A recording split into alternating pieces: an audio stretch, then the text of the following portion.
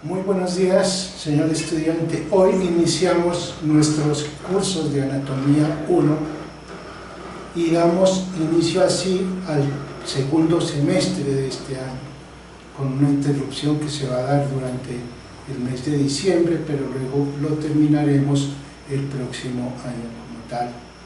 Durante este semestre, en primer semestre, vemos lo que se ha denominado como más que todo el componente de anatomía macroscópica. La programación la han recibido cada uno de ustedes, espero que de hoy a mañana la revisen y mañana a partir de las 9 de la mañana nos conectamos a través de internet para discutir precisamente sobre esos componentes. Por ahora haremos el contenido de una clase que sería la que corresponde precisamente a la del día de mañana y que también es el sustrato para lo que llamamos nosotros el componente práctico. Iniciamos con lo que se ha denominado como la nomenclatura anatómica. Es importante tener en cuenta que la nomenclatura anatómica es el producto de una serie de reuniones que realizaron un sinnúmero de anatomistas durante varios años. Podríamos decir que la anatomía, tal como la conocemos actualmente, es el producto del conocimiento recogido durante varios siglos, no es únicamente un solo siglo, ya que en muchos siglos, podríamos decir, se mantuvo o se mantiene algunas veces algunos errores que de una u otra manera se tienen que ir corrigiendo progresivamente. No todo está conocido, no todo se sabe, hay cosas que todavía se están descubriendo dentro de lo que es el campo anatómico, así sean muy pequeñas, pero todavía hay nuevas cosas que aparecen en los distintos estudios y en los grupos de investigación. Como vemos aquí, precisamente nos muestra la diapositiva que dentro de lo que era el conocimiento anatómico inicialmente, se daba por determinadas regiones, las cuales por lo regular, por la forma del transporte o lo precario del transporte, prácticamente era difícil la comunicación existente entre ellas. De ahí que entonces en regiones aparentemente cercanas encontraban algunos estudiosos de anatomía que estaban hablando del mismo componente, pero a su vez le estaban colocando un nombre distinto a esa estructura. Muchos de los investigadores, muchos de los creadores, digamos así, de la actual anatomía, iniciaron colocándole el nombre a las estructuras que ellos describían y que ellos consideraban habían descubierto. Y lógicamente ese hecho daba lugar a un directorio de nombres, los cuales eran los que se tomaban en cuenta para darle el nombre a una estructura. Eso que se denominó la denominación en base a epónimos. Ya prácticamente, podríamos decir, ya en el siglo XVIII, siglo XIX, se fue depurando, digamos así, un listado de estructuras anatómicas. Ya a finales del siglo XIX, en 1895, podríamos decir, se realiza la primera reunión de anatomistas y ya en este tiempo se contaba con aproximadamente 6.000 nombres de estructuras. Se había depurado tanto que anteriormente se contaba hasta con 10 nombres distintos en una sola estructura. Y dentro de esos nombres distintos había muchos epónimos como tal.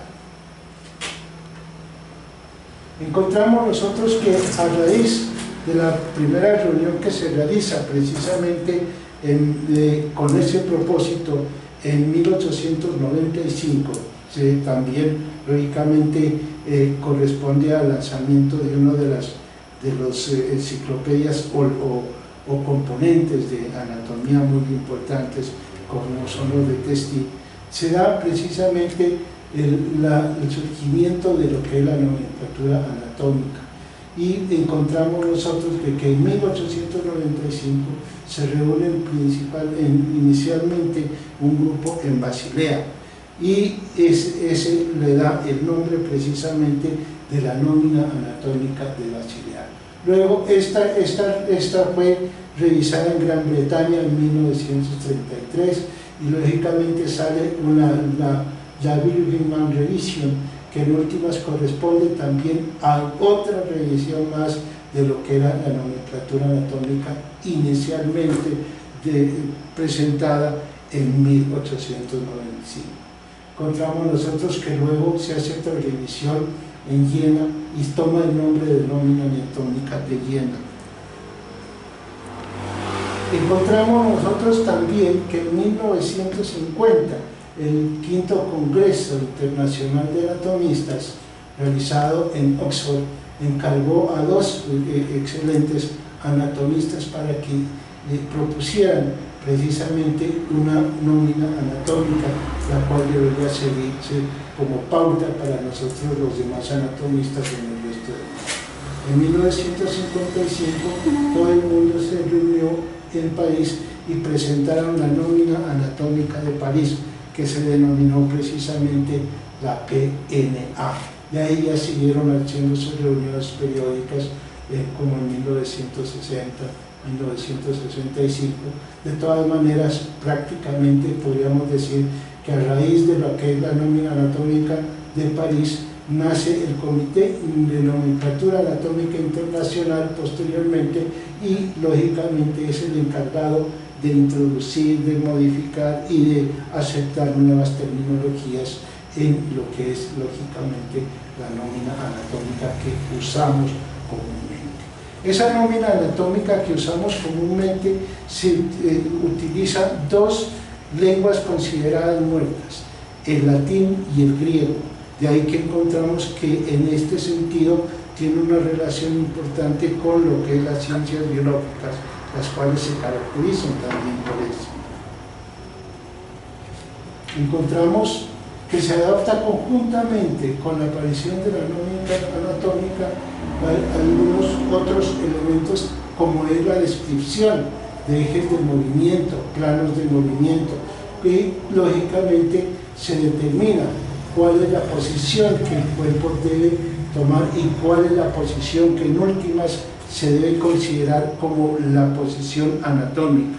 Y esa posición anatómica corresponde precisamente a posición de bipedestación, en donde la persona que está siendo observada mira al frente, sus palmas de las manos también están dirigidas hacia la parte anterior y lógicamente el observador mira el frente totalmente de lo que es el cuerpo de esta persona. Entonces a esto lo denominamos precisamente como la posición anatómica, que en últimas corresponde a la posición erecta. Se define lógicamente componentes ya del cuerpo, definición como legión, donde vamos a encontrar que muchas partes de nuestro cuerpo que veníamos conociendo como componentes muy grandes, como hablar precisamente de brazo, o hablar de cara, o hablar precisamente de pierna, y resumía prácticamente todo lo que era miembro superior, miembro inferior y prácticamente la parte frontal de lo que llamamos como el viscerocráneo. Y lógicamente vamos a encontrar que en últimas cada una de esas regiones tiene unas subregiones mucho más pequeñas que toman el nombre por el componente que más sobresale en ese sitio.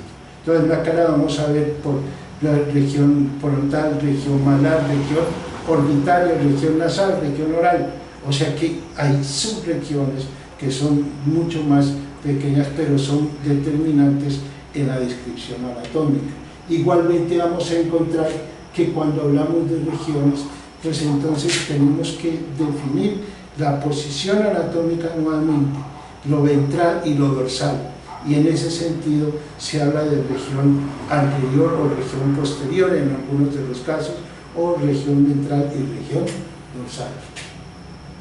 Encontramos nosotros que se hace una diferencia entre superficial y profundo, y lógicamente la diferencia entre superficial y profundo tiene que tener un componente que sirva, digamos así, de referencia, y la referencia para nosotros lógicamente es la piel.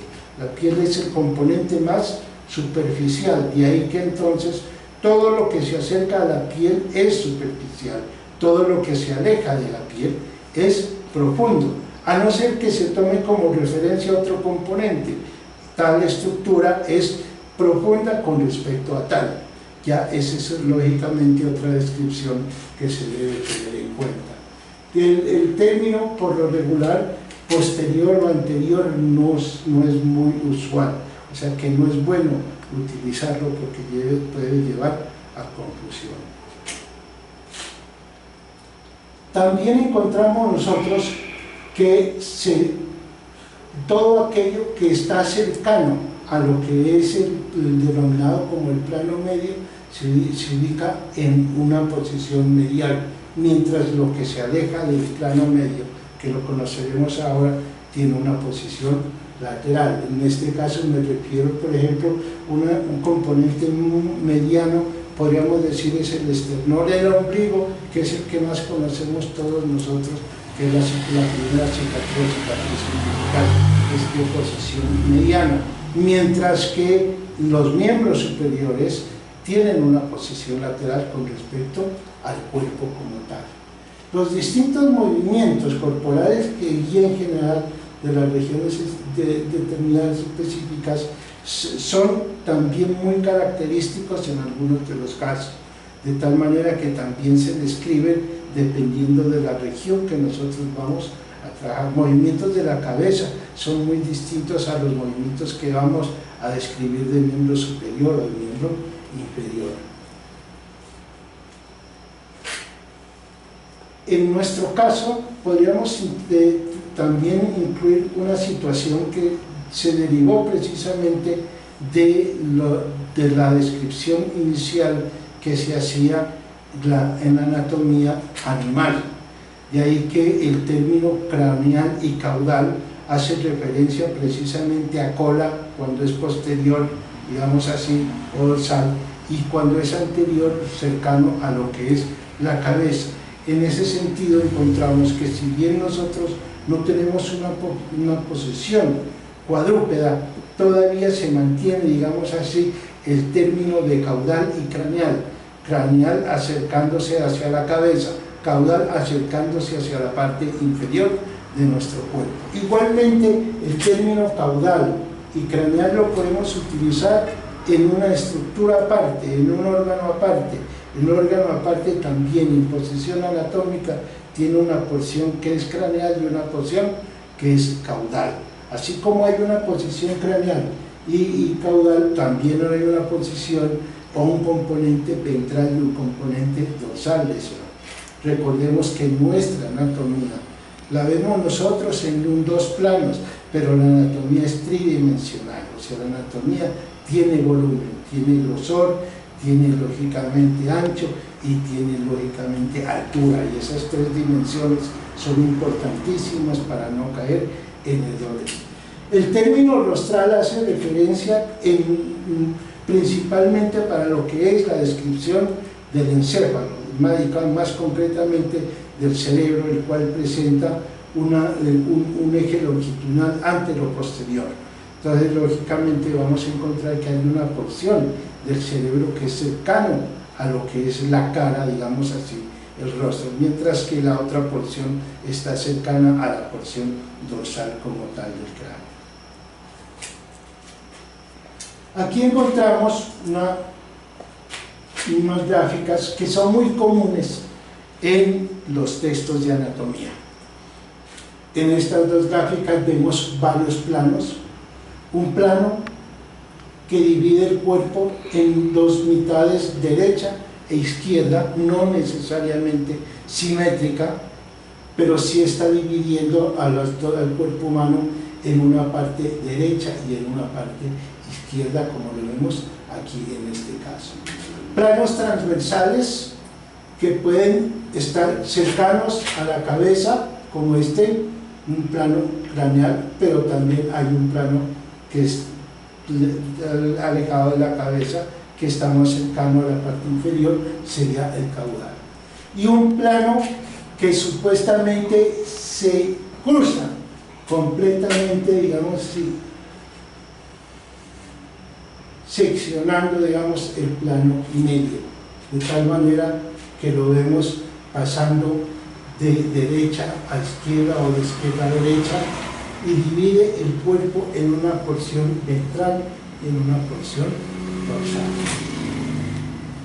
Esta posición perpendicular que hacen los planos denominados como plano sagital y plano coronal son los que me van a permitir describir mediante el deslizamiento de las partes del cuerpo los distintos movimientos.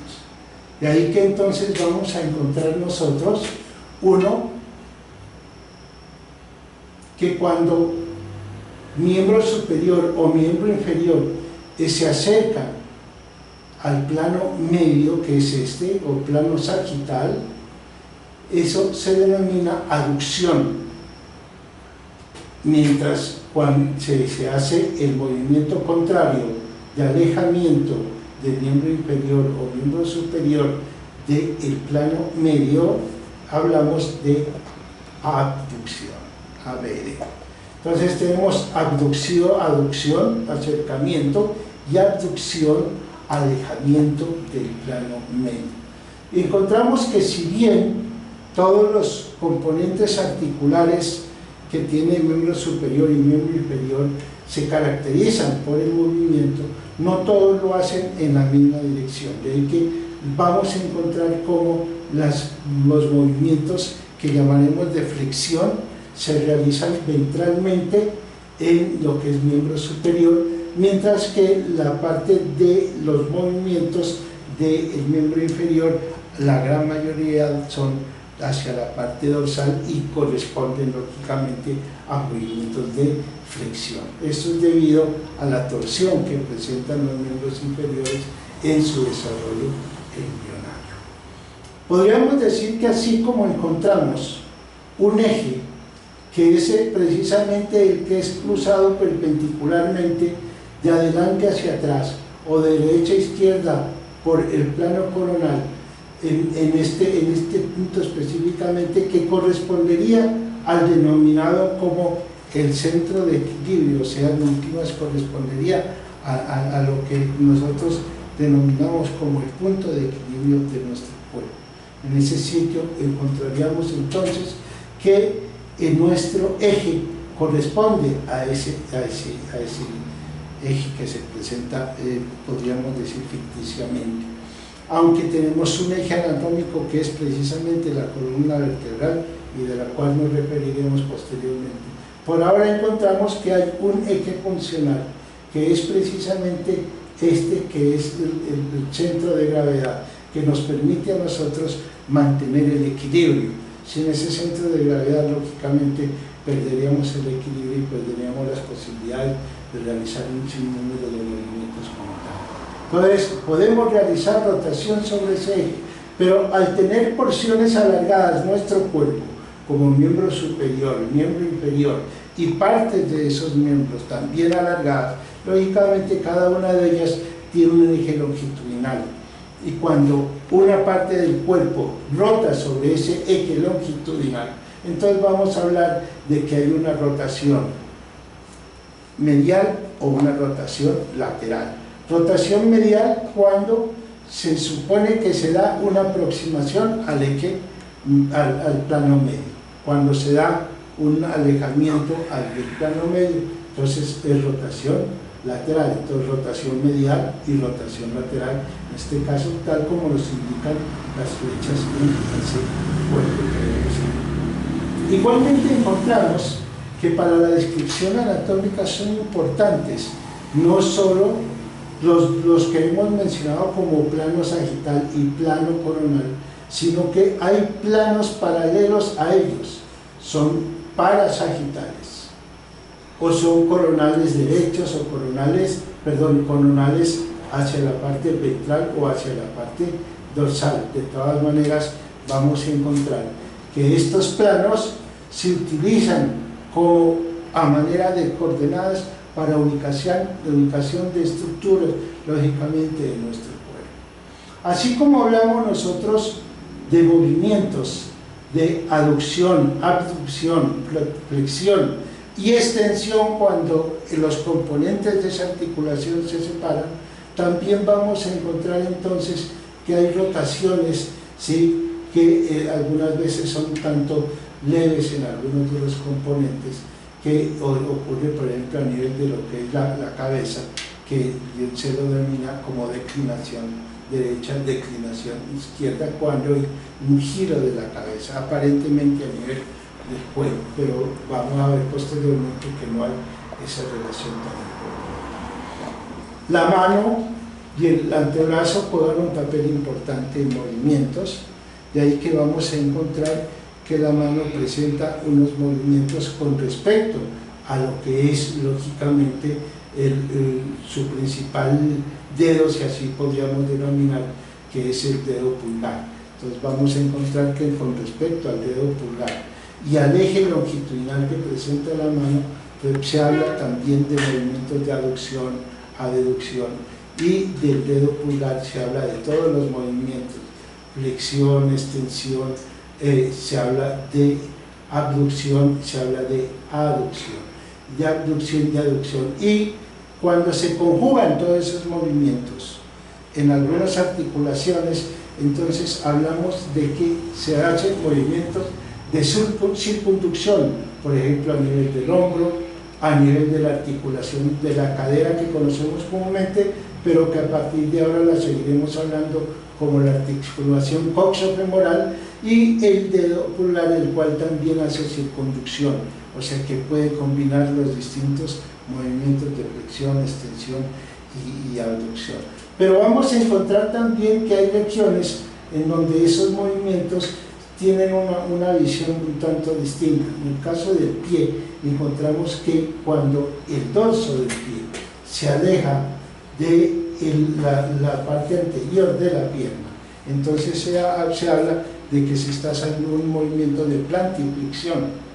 Pero si el dorso del pie se acerca a esa parte anterior de la pierna, entonces vamos a hablar que corresponde a una dorsiflexión. Entonces los dos son movimientos de flexión, el uno hacia atrás y el otro hacia adelante, de tal manera que el uno toma el nombre de dorsiflexión y el otro de plantiflexión. El miembro superior, en una semiflexión, podríamos decir a nivel del codo, presenta una posición característica de la mano. Cuando la mano mira hacia la parte superior, digamos así, en esa posición, entonces hablamos que es una posición de supinación. Cuando la mano la giramos hacia abajo, entonces hablamos que es una pronación. Este movimiento de pronosupinación es común para nosotros durante la vida cotidiana. Abrimos las llaves, cerramos las llaves en movimientos de pronosupinación, o sea, pronación con la palma de la mano hacia arriba, por eso se llama una posición de pedir, mientras que con la palma de la mano hacia abajo es una posición de botar, o sea, eliminar lo que se ha pedido como tal.